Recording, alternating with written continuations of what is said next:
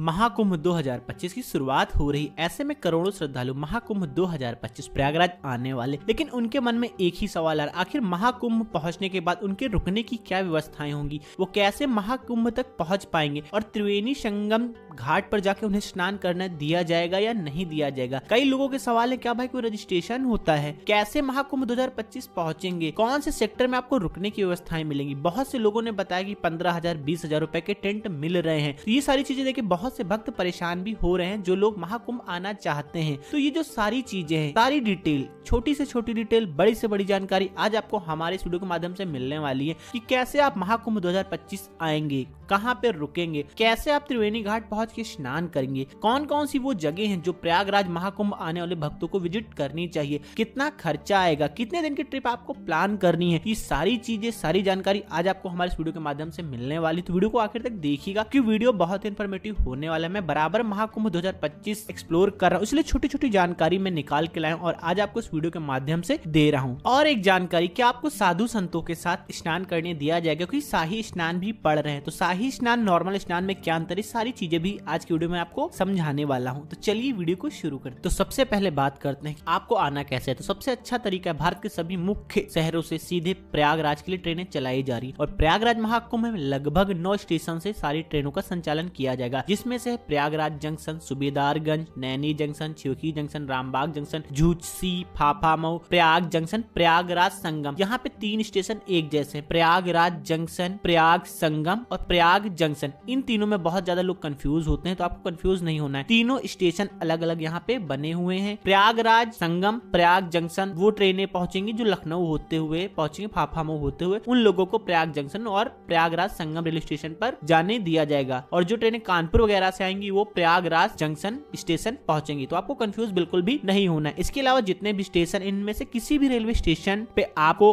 आ जाना है और यहाँ आने के लिए लगभग ट्रेनों की बुकिंग भी चालू हो गई। जो गवर्नमेंट की तरफ से करीब 13,000 ट्रेनों का जो संचालन किया जाना है, तो ट्रेनों को बुकिंग चालू, आप आराम से बुकिंग करिए और किसी भी स्टेशन पे आपको आ जाना है। अब यहाँ पर आने के बाद सबसे पहला सवाल है, आप कैसे पहुंचेंगे महाकुंभ त्रिवेणी घाट तक। तो सभी स्टेशनों से लगभग त्रिवेणी संगम की दूरी 5 से 7 किलोमीटर के आसपास बचती है। प्रयागराज संगम का जो रेलवे स्टेशन बना है यहाँ से 2 किलोमीटर के आसपास पड़ती है और रामबाग से 5 किलोमीटर के आसपास त्रिवेणी संगम पड़ेगा और फाफामऊ थोड़ा सा दूर पड़ जाएगा। इसके अलावा 5 से 6 किलोमीटर की दूरी पड़ने वाली है त्रिवेणी संगम की। अब यहाँ पे बात आती कैसे आप पहुंचेंगे। तो सबसे जरूरी है आप किस दिन आ रहे हैं। अगर आप शाही स्नान के दिन में आ रहे हैं, नॉर्मल दिनों पे आ रहे हैं, तो भाई जितने भी नजदीक रेलवे स्टेशन है तो लगभग 2 किलोमीटर तक के लिए आपको ई रिक्शा की सुविधा उपलब्ध हो जाएगी। उसके आपको आगे पैदल ही जाना पड़ेगा, तो लगभग 3 किलोमीटर के आसपास आपको पैदल चलना पड़ेगा, तभी आप त्रिवेणी घाट संगम पहुंच पाएंगे। और इसके अलावा जो प्रयाग संगम रेलवे स्टेशन बना हुआ है भाई, तो प्रयागराज संगम रेलवे स्टेशन शाही स्नान वाले दिन बंद कर दिया जाएगा। तो शाही स्नान वाले दिन यहाँ से ट्रेनों का संचालन नहीं किया जाएगा, क्योंकि त्रिवेणी संगम का सबसे नजदीकी जो रेलवे स्टेशन पड़ता है वो प्रयागराज संगम ही पड़ता है। अब यहाँ पे बात कर लेते हैं लगे हाथ शाही स्नान कौन कौन से दिन और नॉर्मल स्नान की डेट कब कब है और कैसे आपको साधु के साथ स्नान करना है, करने दिया जाएगा नहीं दिया जाएगा। तो दोस्तों महाकुंभ की शुरुआत 13 जनवरी 2025 को हो जाएगी माघी पूर्णिमा के साथ और इसी दिन नॉर्मल स्नान है। इस दिन कोई भी साधु संत स्नान नहीं करेगा। यहाँ पे लोगों का स्नान, यहाँ पे शाही स्नान नहीं हुआ। इसके दूसरे दिन 14 जनवरी को खिचड़ी वाले दिन, मकर संक्रांति वाले दिन शाही स्नान है। तो जितने भी साधु संत, नागा साधु कुंभ पहुंच रहे हैं वो इसी दिन सबसे पहला भव्य स्नान करेंगे और स्नान करने के साथ ही जो भक्त पहुंचेंगे, जो लोकल लोग पहुंचेंगे, उनके लिए कोई भी प्रोटोकॉल नहीं रखा गया। साधु संत जैसे स्नान कर लेंगे उसके तुरंत बाद ही आम लोगों को वहां पे स्नान करने दिया जाएगा। और साधु संत जो स्नान करते हैं भाई वो 1.5 से 2 घंटे में पूरा स्नान उनका कंप्लीट हो जाता है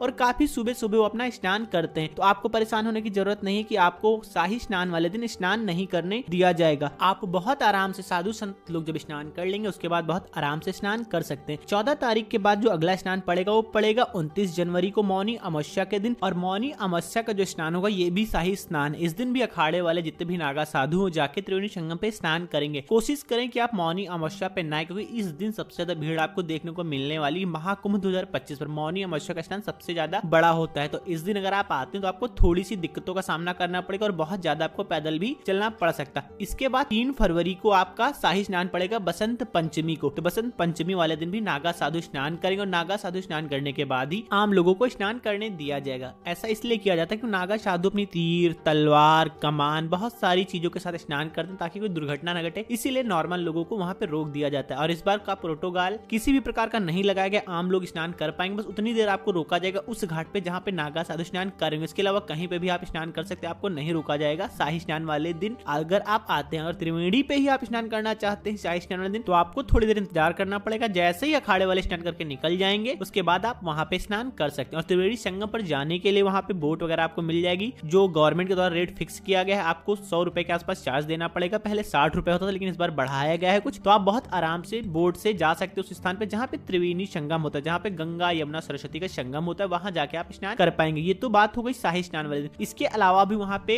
नॉर्मल स्नान भी होंगे, जैसे कि शिवरात्रि वाले दिन आपका नॉर्मल स्नान पड़ने वाला है। और इसके अलावा माघी पूर्णिमा वाले दिन आपका शाही स्नान पड़ेगा, जिसकी डेट है 12 फरवरी माघी पूर्णिमा, 26 फरवरी महाशिवरात्रि, 13 जनवरी का मैं पहले ही बता चुका हूँ। ये नॉर्मल स्नान होगा, 13 जनवरी को भी अखाड़े वाले स्नान करने नहीं जाएंगे, तो आप बहुत आराम से स्नान कर सकते हैं। अब यहाँ पे लोगों के सवाल थे कि स्नान करने के समय चेंजिंग रूम की उपलब्धता क्या होगी, वॉशरूम की उपलब्धता क्या होने वाली है, क्योंकि बहुत से लोग ऐसे होंगे जो एक दिन में ही आएंगे, सुबह सुबह स्नान करके शाम तक वापस चले जाएंगे। तो वहाँ पे जितने भी घाट बनाए गए हैं प्रॉपर तरीके से हर जगह पे चेंजिंग रूम भी बनाए जा रहे हैं, चेंज करने के लिए पूरी व्यवस्थाएं की जा रही है गवर्नमेंट की तरफ से, और वॉशरूम की सुविधा भी उपलब्ध कराई जा रही है। लेकिन जो लोग वनडे की ट्रिप प्लान कर रहे हैं और सुबह सुबह आ रहे हैं, उनको मैं एक छोटी सी टिप देना चाहूंगा कि अगर आप बाई ट्रेन आ रहे हैं तो भाई बाई ट्रेन आ रहे हैं तो सुबह सुबह आप फ्रेश ट्रेन में ही हो लीजिए, क्योंकि महाकुंभ में बहुत ज्यादा भीड़ होगी। ऐसे में आप सुबह सुबह ट्रेन में फ्रेश हो लेंगे तो आपका जो फ्रेश होने का काम है भाई वो पूरी तरीके से पहले ही हो चुका होगा। और क्या सफाई आपको वहां पे मिलेगी, कितनी ज्यादा मिलेगी, नहीं मिलेगी, इसकी अभी कोई भी जानकारी नहीं दे सकते, क्योंकि करोड़ों लोग आते हैं, बहुत लोग सफाई रखते नहीं है भाई, बहुत लोग रखना चाहते हैं, मजबूरी बस नहीं रख पाते। तो वनडे की जो ट्रिप प्लान करे भाई तो ट्रेन में ही फ्रेश हो ले, ब्रश वगैरह कर ले, स्नान करने के लिए ट्रेन से उतरो, सीधे त्रिवेणी संगम पे स्नान करने के लिए पहुंच जाए। ये तरीका सबसे अच्छा होगा जो लोग स्नान करने शाही स्नान वाले दिन आ रहे हैं। अब यहाँ पे बात आती है कैसे आप त्रिवेणी संगम पहुंचेंगे शाही स्नान वाले दिन। तो शाही स्नान वाले दिन मैंने पहले ही बता दिया कि भाई 3 से 4 किलोमीटर आपको पैदल चलना पड़ेगा, तभी आप त्रिवेणी संगम पहुंच पाएंगे स्नान करने के लिए।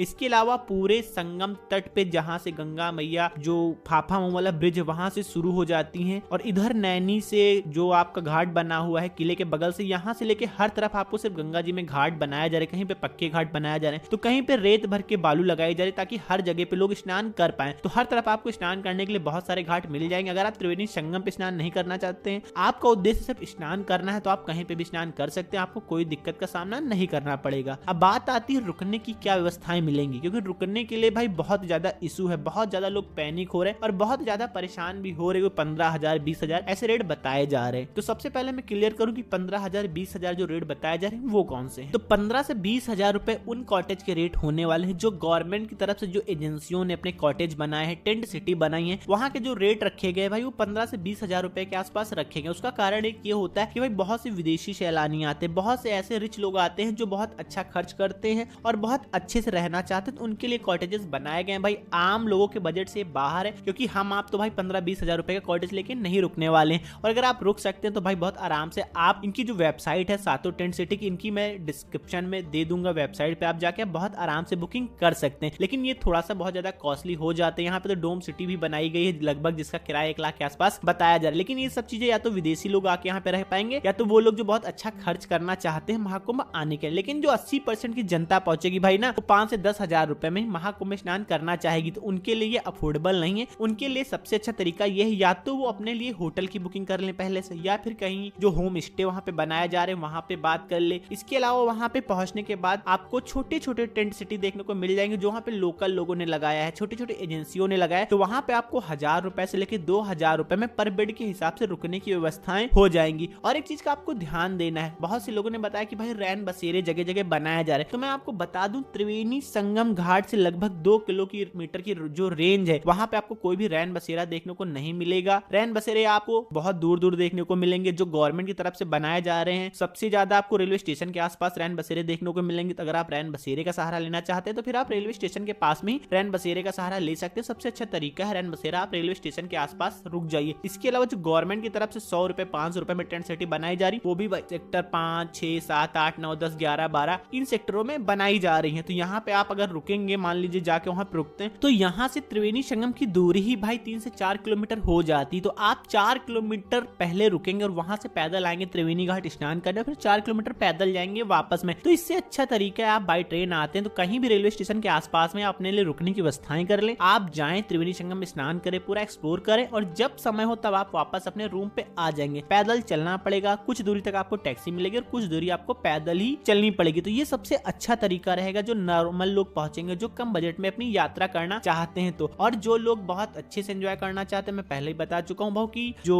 टेंट सिटी बनाई जा रही है बहुत महंगी महंगी, आप उनमें भी स्टे कर सकते हैं। और ये जो सारी टेंट वीआईपी सिटी बनाई जा रही है ना, ये अरेल घाट की तरफ बनाई जा रही है। त्रिवेणी घाट से ठीक सामने जब आप देखेंगे नाव से उस पार जाएंगे तो आपको अरेल घाट पड़ता है। और जितने भी ट्रेनें नैनी, झूसी इन रेलवे स्टेशन पे आएंगी तो उन लोगों के लिए अरेल घाट नजदीक पड़ने वाला है। तो वहां पे ही सारी वीआईपी कॉटेज बनाए जा रहे हैं। इसके अलावा आईआरसीटीसी ने भी अपने कॉटेज बनाए हैं। आईआरसीटीसी में आपको 1500 रुपए में डोरमेट्री मिल जाती है, वो आप पहले से ऑनलाइन बुकिंग कर सकते हैं। लिंक मैं डिस्क्रिप्शन में इसका भी दे दूंगा। तो दोस्तों आपको परेशान नहीं होना है, पैनिक नहीं होना कि भाई रुकने की व्यवस्थाएं नहीं है। रुकने की व्यवस्थाएं भाई गवर्नमेंट करे, लगभग 7 लाख लोगों को एक साथ रोका जा सकता है। लेकिन फिर भी बहुत ज्यादा लोग पहुंच रहे हैं तो परेशानी तो थोड़ी सी आपको होगी और पैदल आपको बहुत ज्यादा चलना पड़ेगा। मैं पहले ही बता दूं, अगर आपके साथ कोई बुजुर्ग है पैदल नहीं चल सकता है तो भाई शाही स्नान वाले दिन आप अवॉइड करिएगा। नॉर्मल के दिनों में ही आपको स्नान करने प्रयागराज महाकुंभ 2025 आना है। और एक चीज मैं आपको बता दूं, अगर आप शाही स्नान वाले दिन स्नान करना चाहते तो आपको शाही स्नान जिस दिन उस दिन सुबह सुबह प्रयागराज नहीं आना है। आपको एक दिन पहले ही प्रयागराज आ जाना है और अपने लिए रुकने की सारी व्यवस्थाएं कर लेनी है ताकि आपको कम बजट में सारी चीजें उपलब्ध हो जाए। और कोशिश करें जितना पहले आपको रूम मिल जाए, जितना पहले आपको गेस्ट हाउस मिल जाए त्रिवेणी संगम से, उतना ही पहले ले ले। ज्यादा नजदीक जाने की कोशिश ना करें। जितना नजदीक आप पहुंचते जाएंगे त्रिवेणी संगम के, उतना आपको महंगाई मिलेगी, उतनी ज्यादा भीड़ मिलेगी, उतनी ज्यादा रस आपको मिलने वाली है। छोटी छोटी मैं जानकारी आपको दे रहा हूँ, इसलिए थोड़ी सी वीडियो लंबी हो रही है। भाई वीडियो पे कंटिन्यू बने रहे क्योंकि सारी जानकारी आपके बहुत काम आने वाली है। तो ये सारी चीजें हो गई, आप कैसे रुक पाएंगे महाकुंभ में। और अब बात करते हैं, बहुत से लोग बस से आना चाहते हैं तो भाई गवर्नमेंट की तरफ से बहुत सारी बसें भी चलाई जा रही हैं। और बहुत से लोग ऐसे हैं जो अपनी कार लेके आना चाहते हैं। पार्किंग की व्यवस्था कैसी होने वाली है, तो भाई महाकुंभ आने वाले भक्तों के लिए पार्किंग भी बनाई जा रही है। आम के दिनों में शाही स्नान वाले दिन तो जो पार्किंग बनाई जा रही है भाई, तो 5 से 6 किलोमीटर पहले आपको गाड़ी रोकनी पड़ेगी। इसके अलावा त्रिवेणी संगम से पहले भी पार्किंग बनाई जा रही है। नॉर्मल के दिनों में आप अपनी गाड़ी यहाँ तक ले जा सकते हैं। और यहाँ पे आपको फास्टैग का सिस्टम देखने को मिलेगा कि आपके पास फास्टैग गाड़ी में लगा है तो उसी हिसाब से चार्ज काट लिया जाएगा और चार्ज अलग अलग रखा जा रहा है। तो पार्किंग की व्यवस्थाएं भी गवर्नमेंट की तरफ से प्रॉपर तरीके से की जा रही। मोटरसाइकिल कार आप लेके आ सकते हैं, लेकिन यहाँ पे भी वही चीज लागू होती है, पैदल आपको चलना पड़ेगा। अब बात आती साधु संत के अखाड़े में कैसे पहुंचेंगे, तो वहाँ पे बहुत सारे पीपे वाले पुल बनाए जा रहे हैं। तो पीपे वाले पुल नंबर मैं आपको बताए दे रहा हूँ, 6 number, 7 number, 8 number, 9 number, 10 number, 11 number. इन पुलों से ही आवागमन सबसे ज्यादा होने वाला है क्योंकि 10 नंबर पुल से जब आप जाएंगे, 7 नंबर पुल से आप जब जाएंगे तो यहाँ पे आपको साधु संत के सारे अखाड़े जितने भी बड़े बड़े, जूना अखाड़ा, अग्नि अखाड़ा, अटल अखाड़ा, ये इन सबके जो शिविर बनाए गए हैं यहीं पे बनाए गए हैं। यहीं पे आपको सारे साधु संत भी देखने को मिलने वाले हैं, चाहे वो नागा साधु हो, चाहे वो बालक वाला साधु हो, चाहे वो कन्या साधु जो बनी वो, चाहे वो हाथ उठाए वाले बाबा जी हो। तो ये सारे साधु संत आपको इसी क्षेत्र में देखने को मिलने वाली है। सेक्टर की बात करें तो ये सेक्टर 20, सेक्टर 20 में सारे अखाड़े बनाए गए। इसके अलावा सेक्टर 20 से आप जब जाएंगे बाईं तरफ 19 नंबर, 18 नंबर, 17 नंबर, 16 नंबर, ऐसे सेक्टर में भी आपको तरह तरह के साधु संत देखने को मिल जाएंगे और यहाँ पे साधु संत के आपको दर्शन भी हो जाएंगे। अब बात आती है आप कैसे स्नान करेंगे, तो आप एक दिन पहले पहुंचते हैं या फिर उसी दिन पहुंचते हैं। सबसे पहले आपको जाना है त्रिवेणी संगम में स्नान करना है। त्रिवेणी संगम में स्नान करने में आपको आधे से 1 घंटे का समय लग जाएगा। और स्नान करने के बाद आपको जाना है, सबसे पहले वहीं पे पड़ता है लेटे हनुमान जी मंदिर। लेटे हनुमान जी मंदिर में जाके आपको दर्शन कर लेना है। उसके बाद आपको चले जाना है अच्छे वट में दर्शन करने के लिए। आप अच्छे वट जाइए, अकबर के किले के अंदर बना हुआ, तो वहां पे अच्छे वट के दर्शन करिए। और वहीं पे पातालपुरी मंदिर बना हुआ है, पातालपुरी मंदिर में दर्शन करिए। पातालपुरी मंदिर के ऊपर भी एक अच्छे वट बना है, लेकिन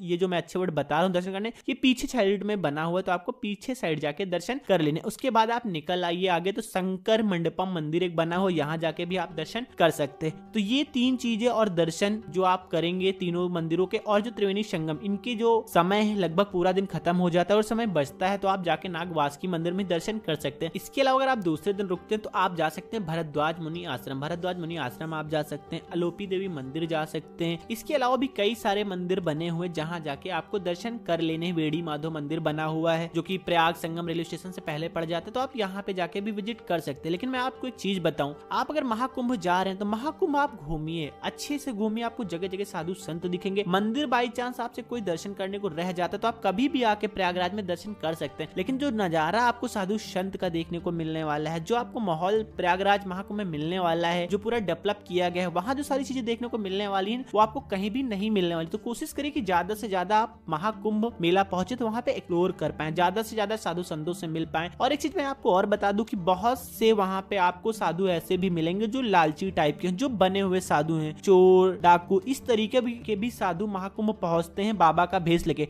तो उनसे आपसे सतर्क रहना है, बहुत ज्यादा पैसा दान नहीं करना है, किसी के चंगुल में नहीं फंसना है। और एक चीज मैं बता दूं, जो टेंट सिटी की ऑनलाइन बुकिंग हो रही है भाई, वहां पे फ्रॉड भी बहुत ज्यादा हो रहा है। तो ऑफिशियल वेबसाइट से ही आपको अपने लिए टेंट सिटी की बुकिंग करनी है। अब आखिर में बात आती खाने पीने की, तो खाने पीने की व्यवस्थाएं आपको प्रॉपर तरीके से पूरे महाकुंभ में मिल जाएंगी। जगह जगह आपको भंडारे देखने को मिल जाएंगे, जगह जगह छोटी छोटी दुकानें भी बनाएगी। अगर भंडारे में नहीं खाना चाहते दुकानों पर भी खाना वगैरह खा सकते हैं। खाने में आपको महंगाई ज्यादा देखने को नहीं मिलने वाली। आपको जो महंगाई देखने को मिलने वाली महाकुंभ में, वो सिर्फ टेंट में रुकने के लिए ही देखने को मिलने वाली है। तो दोस्तों आई होप हमारे इस वीडियो से आपको बहुत सारी मदद मिलने वाली। अगर आप महाकुंभ 2025 आ रहे, इसके अलावा भी अगर आपका कोई सवाल है तो बेझिझक आप कमेंट कर सकते हैं, आपको तुरंत ही उसका जवाब दिया जाएगा। और कोशिश होगी कि आपकी समस्या का हल भी हमारे द्वारा निकाला जाए, क्योंकि मैं महाकुंभ 2025 को बराबर कवर कर रहा हूँ। बस एक ही रिक्वेस्ट है, वीडियो को लाइक कर दीजिएगा और हर हर महादेव का कमेंट कर दीजिएगा। अगर वीडियो पसंद आया है तो, नहीं पसंद आया तो भाई डिसलाइक भी आप कर सकते हैं। और ज्यादा से ज्यादा लोगों में वीडियो शेयर करिए। और अगर अभी तक आपने हमारे चैनल को सब्सक्राइब नहीं किया तो हमारे चैनल को सब्सक्राइब कर दीजिए, हमारे चैनल